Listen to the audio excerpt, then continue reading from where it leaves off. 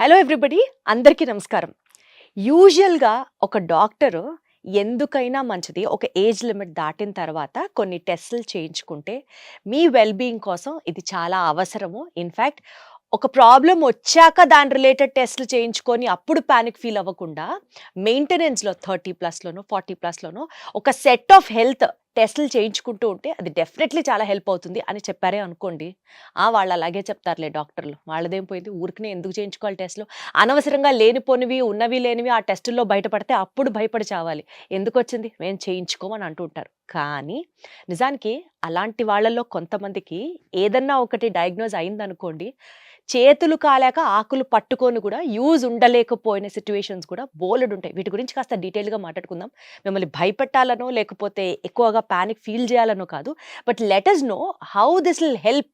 You know last మినిట్లో మనం పొరపాటున అయ్యో ముందర చేసి ఉండాల్సిందే ఈ పని అని అనుకునేలాంటి కొన్ని సిచ్యువేషన్స్ని డిస్కస్ చేద్దాం. బికాజ్ ఆయన క్లినిక్లో ఆయన ప్రాక్టీస్లో చాలా మందిని పేషెంట్స్ని చూస్తూ ఉంటారు కదా.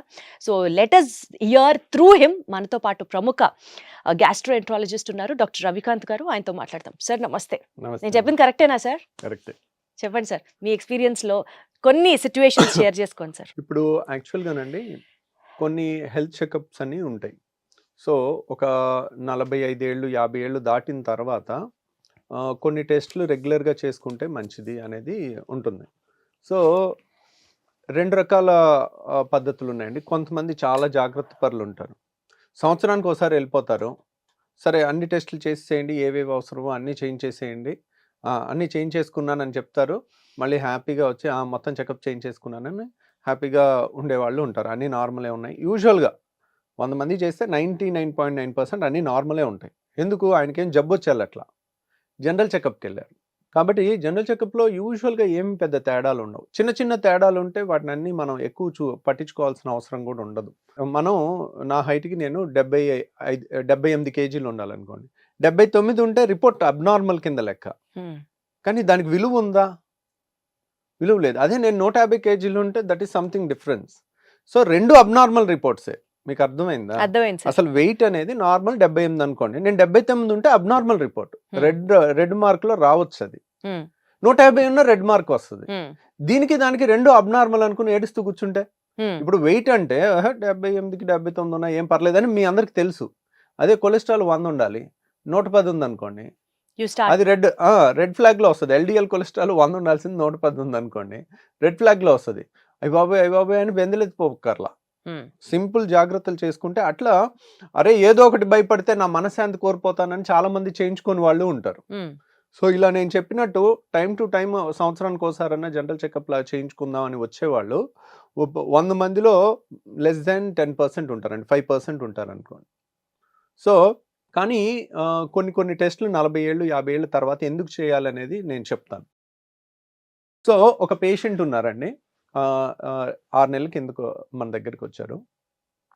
సో ఇప్పుడు ఎప్పుడు కూడా వాళ్ళ పనులు వాళ్ళ పిల్లలు వాళ్ళు ఎలా వాళ్ళ వెనకాలే పడతారు, కానీ వాళ్ళని వాళ్ళు ఒక్కోసారి పట్టించుకోరు అనమాట.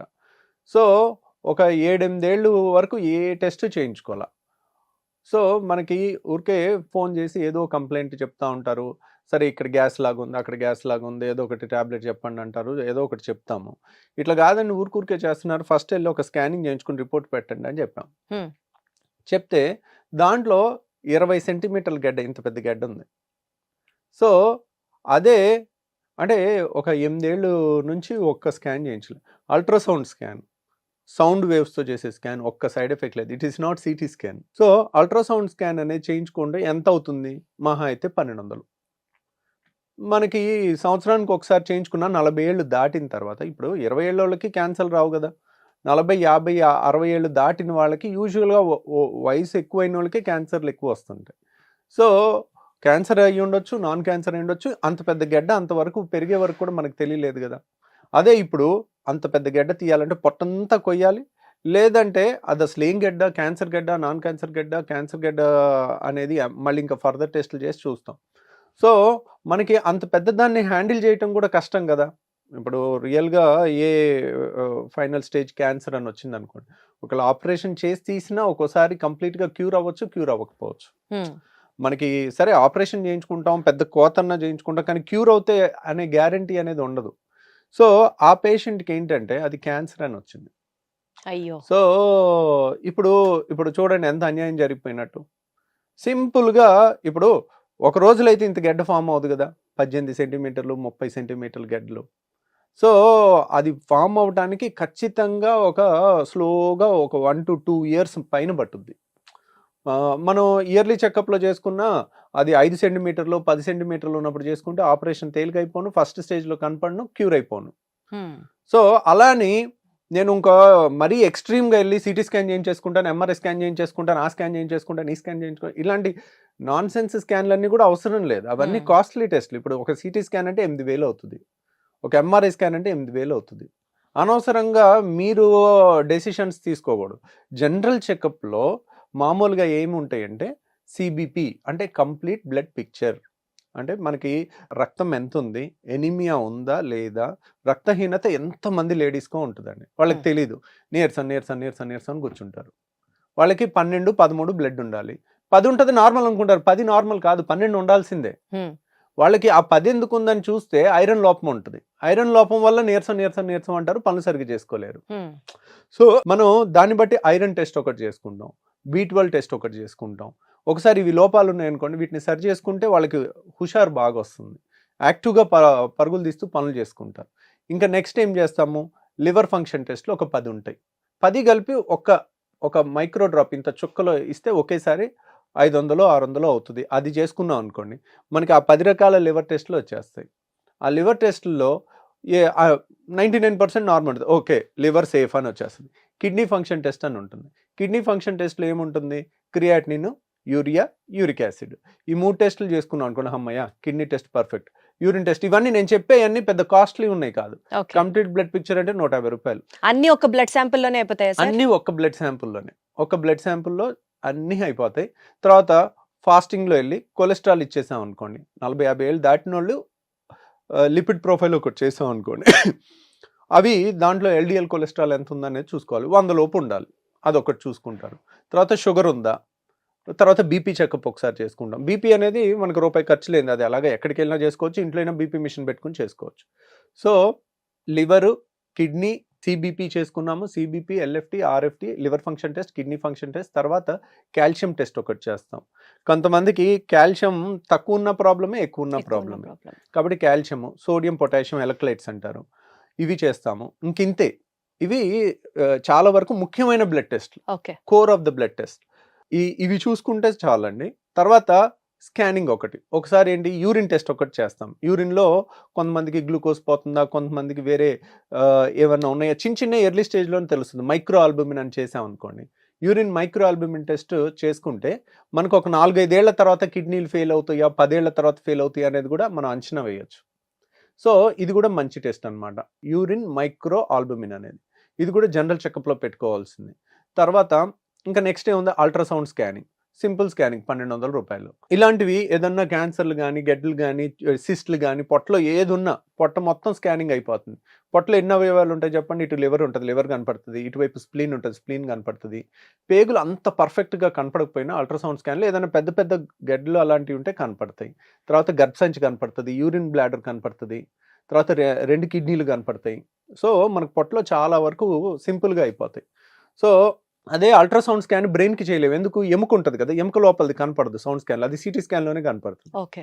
అట్లా ఈ అల్ట్రాసౌండ్ స్కాన్ ఇవన్నీ కలుపుకుంటే ఎంత అవుతుంది, ఒక 4,000లో చాలా వరకు జనరల్ చెకప్లో చేయాల్సిన మోర్ ఇంపార్టెంట్ టెస్ట్లు 90% ఆఫ్ ద సేఫ్టీ ప్రివెంటివ్ టెస్ట్లు అన్నీ అయిపోతాయి.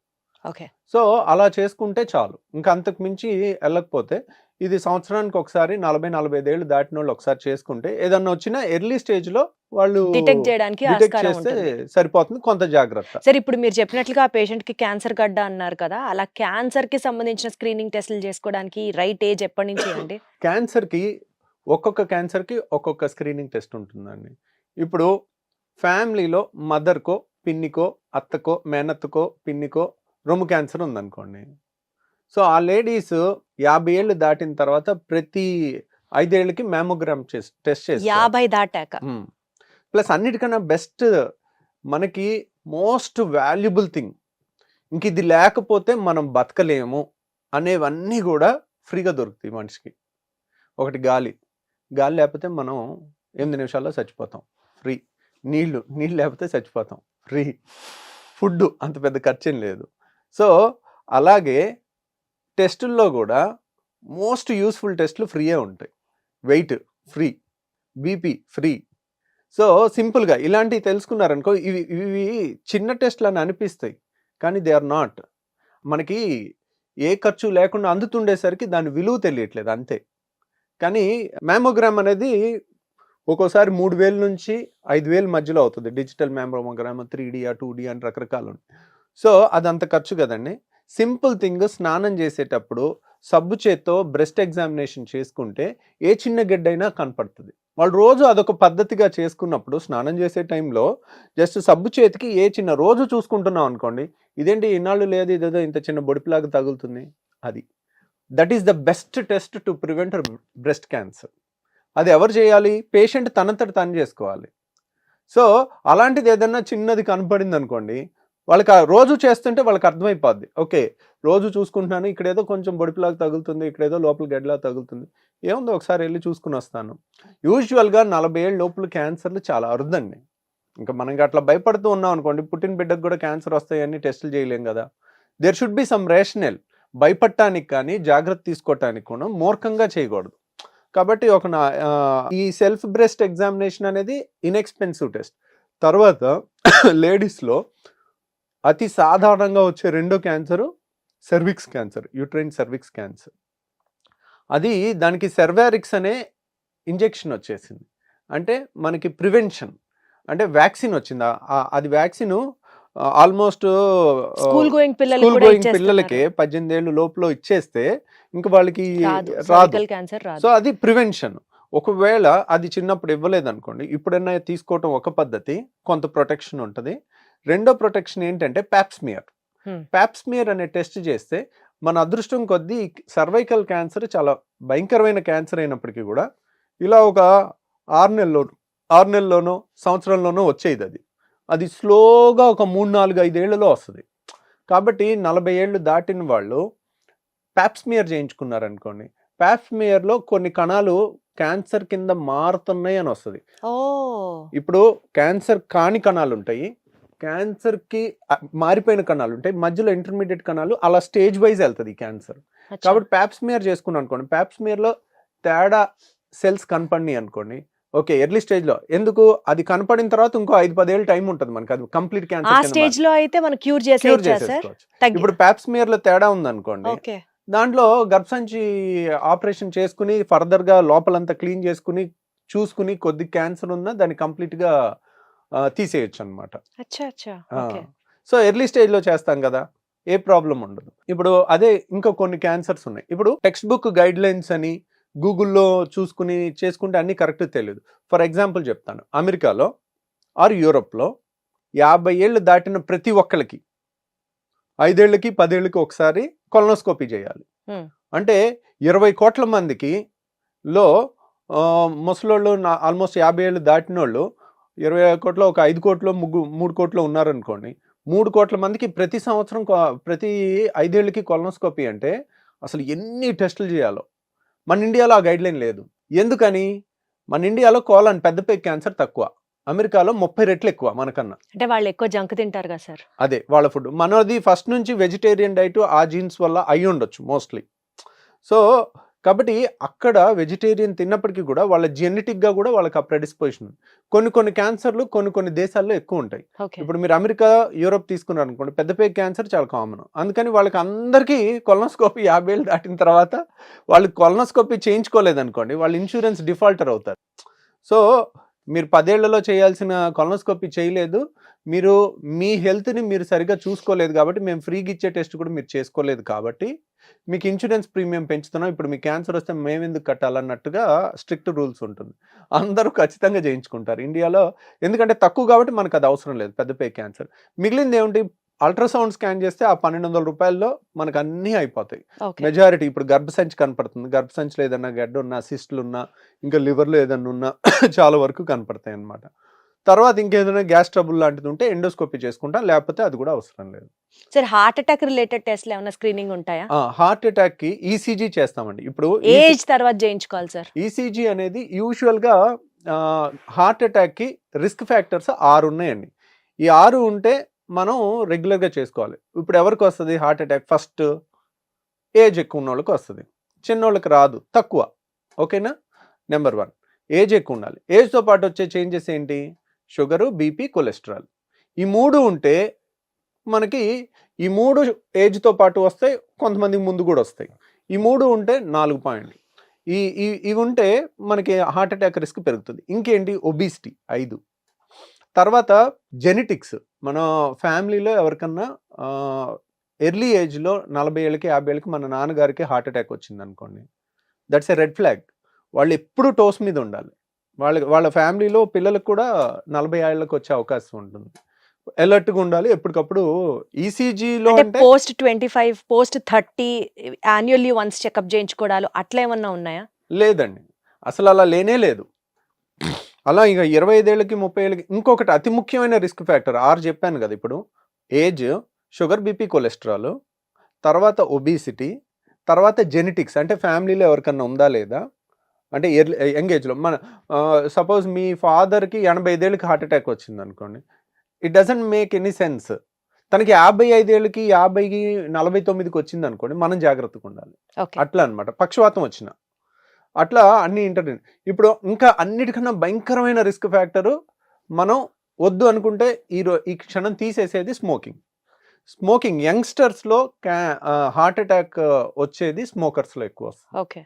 మీరు జెనెటిక్స్లో వచ్చేది దానికన్నా స్మోకింగ్ వల్ల వచ్చేది చాలా ఎక్కువ. ఫస్ట్ 40 ఏళ్ళకి హార్ట్ అటాక్ వచ్చింది అనగానే ఫస్ట్ అడిగే క్వశ్చన్ స్మోక్ చేస్తారా? స్మోకింగ్ ఈ 6 రిస్క్ ఫ్యాక్టర్లు ఎంత డేంజరో అంతకన్నా 10 times రిస్క్ అనమాట. సో మనం ఈరోజు మన ఏజ్ని మనం ఇర్రివర్సిబుల్, దాన్ని చేయలేం కదా. 70 ఏళ్ళ మనిషిని 20 ఏళ్ళు చేయలేము, దాన్ని మార్చలేము. స్మోకింగ్ ఈరోజు స్మోకర్ అయితే మరుసటి రోజు నాన్ స్మోకర్ కింద మారిపోవచ్చు. సో హార్ట్ అటాక్ రాకుండా ఉండాలంటే ఫస్ట్ స్మోకింగ్ ఆపేయాలి. మిగిలిన మన చేతిలో. ఇంకా కొలెస్ట్రాల్ మరీ 200 ఉందనుకోండి, ఎల్డిఎల్ కొలెస్ట్రాల్ 100 ఉండాలి, 200 ఉందనుకోండి, కొలెస్ట్రాల్ ట్యాబ్లెట్ ఒకటి వాడుకుంటే తగ్గుద్ది. ఈ టాపిక్ మళ్ళీ ఒక ఫుల్ టాపిక్ అవుద్ది. అసలు కొలెస్ట్రాల్కి ట్యాబ్లెట్ వాడాలా వాడకూడదా, వాడటం వల్ల నష్టమా లాభమా అనేది అది సెపరేట్ టాపిక్ అవుద్ది, అది మళ్ళీ మాట్లాడుకుందాం. తర్వాత ఇంకా హార్ట్ చెకప్ అంటారా, ఈసీజీ ఒకటి చేస్తారు, ట్రెడ్మిల్ చేస్తారు. ట్రెడ్మిల్ అంటే ఏంటి? బాగా పరిగెట్టించి అప్పుడు ఈసీజీ చేస్తారు. మామూలు ఈసీజీలో హార్ట్ అటాక్ వచ్చిన తర్వాత చేంజెస్ కనపడతాయి. రాకుండా ముందే ఎక్కడన్నా బ్లాక్ ఉందనుకోండి, పరిగెట్టినప్పుడు ఈసీజీ చేస్తే మనకి దాంట్లో కొన్ని చేంజెస్ కనపడతాయి. అంటే ఒక 5 ఏళ్ళకో 3 ఏళ్ళ తర్వాత వచ్చే హార్ట్ అటాక్ పరిగెట్టినప్పుడు మనకి ఆ చేంజెస్ ఈసీజీలో కనపడతాయి. అది ట్రెడ్మిల్ టెస్ట్. ఎకో అంటారు. ఎకో అంటే హార్ట్కి మామూలు స్కానింగ్ చేస్తాం. ఇవి కూడా పెద్ద ఖర్చు కాదు. ఈ ఎకో, టీఎంటీ ఇవన్నీ కూడా 1500 అయిపోతాయి. ఎనీ గుండె డాక్టర్కి వెళ్ళి 50 ఏళ్ళ తర్వాత ఒకసారి చేయించుకున్నాను, మళ్ళీ అన్ని టెస్టులు బాగున్నాయి, జనరల్ చెకప్ అన్నీ చేయించుకున్నాను, అన్నీ బాగున్నాయి, కొలెస్ట్రాల్ బాగున్నాయి, బీపీ బాగుంది, షుగర్ బాగుంది, మళ్ళీ 1 సంవత్సరం తర్వాత ఈ జనరల్ చెకప్ చేసుకోవచ్చు. హార్ట్ చెకప్ 4-5 ఏళ్ళకో 3 ఏళ్ళకో అట్లా కంప్లైంట్. అంటే రఫ్ గా సార్ ఇప్పుడు మీరు చెప్పిన టెస్ట్లు అన్ని ఫుల్ బాడీ చెకప్, హార్ట్ ఏంటి, కిడ్నీ ఏంటి, పొట్ట ఏంటి, అంతా ఒక 10,000 బడ్జెట్ లో అయిపోతుందా సంవత్సరానికి? 10,000 బడ్జెట్లో అయిపోద్దండి. ఇంకా తక్కువలో కూడా అయిపోద్ది, మన ఆఫర్స్ చూసుకుని అలా చూసుకుని. ఇప్పుడు కొంతమంది మనీ పెట్టుకోలేరు అనుకోండి, మన హాస్పిటల్లో శుక్రవారం స్కానింగ్లు ఆల్మోస్ట్ మనం ఫ్రీగా చేస్తాము ఒక 10 మందికి. ఎందుకంటే శుక్రవారం నాకు వేరే సర్జరీస్ వరకే పెట్టుకుంటాను, ఓపీ చూడను కాబట్టి మనకు కొంత ఫ్రీ టైం ఉంటుంది స్కానింగ్కి. కాబట్టి ఒక 10 మందికి మనం ఎవ్రీ శుక్రవారం మనం ఫ్రీగా చేస్తాం. కాబట్టి అది ముందే మీరు బుక్ చేసుకుంటే ఉపయోగపడుతుంది. మనకు అక్కడే 1200 కలిసినట్టు. రియల్గా ఆ 1200 కూడా మ్యాటర్ అయిన వాళ్ళకి అది ఫ్రీ, చాలా హెల్ప్ అవుతుంది. సో ఎందుకండి 10,000 మనవి కాదు అనుకుంటే లైఫ్ లాంగ్ హ్యాపీగా ఉండొచ్చు. లాస్ట్ మినిట్లో అమ్మ బాబోయ్ ఇది మనం ముందరే తెలుసుకొని ఉంటే బాగుండు అన్న ఒక రిగ్రెట్ లేకుండా, ఒకవేళ ఏం ఉండకూడదు బట్ ఏమన్నా ఉన్నా there is every possibility to cure it if it is in the earlier stage. ఇంకొకటి కూడా అండి, ఇప్పుడు 10,000 కూడా ఎక్కువ అండి. అందరూ 10,000 పెట్టుకోలేకపోవచ్చు సంవత్సరానికి ఒకసారి. ఇప్పుడు 15,000 జీతం ఉన్నోళ్ళు ఎక్కడ పెట్టుకుంటారు వాళ్ళ అమ్మా నాన్నకి చేయించాలంటే?